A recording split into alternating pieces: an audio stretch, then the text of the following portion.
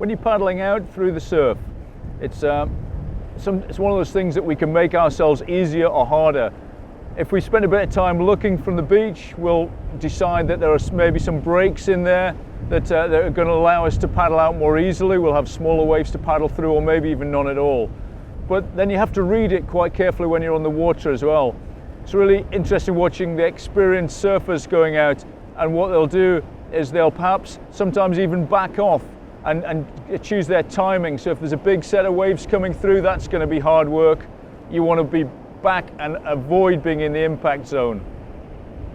Another good thing to consider is if you see a set of waves breaking off to one side, and you might see suddenly the easy place to paddle out, the lower water is off to the other side. So you might often see paddlers just change and say, right, I'm going to paddle over there for the next 50 meters and then straighten up and come back in. So you're constantly watching the water to make your paddle out as easy as possible.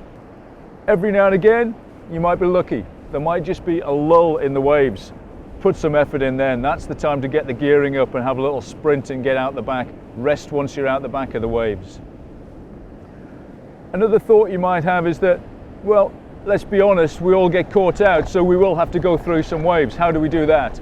So the simplest way to do it is to keep a little bit of speed on the boat, but very much make sure that when if you imagine the waves coming straight from the camera towards myself, if that wave hits me hard, it'll lift me up, and in a short boat I could get back looped. Really want to avoid doing that. But that'll also stall me, even the action of doing that. So if I'm paddling away as the wave comes towards me, one of the things you'll often see a paddler do is they'll put in a couple of extra harder strokes and just quite simply keep paddling through the wave, reach over and through it, and maybe even put your head down so that the wave hits you on the top of the helmet. That has a couple of effects. One, it obviously means you don't get hit in the face. That's good. But of course you can see that will bring my weight forward, which allows me to keep powering after the wave and stops the tail, just lifts the tail over the wave and stops it forming drag. There are one or two other sneaky ways that we can help ourselves.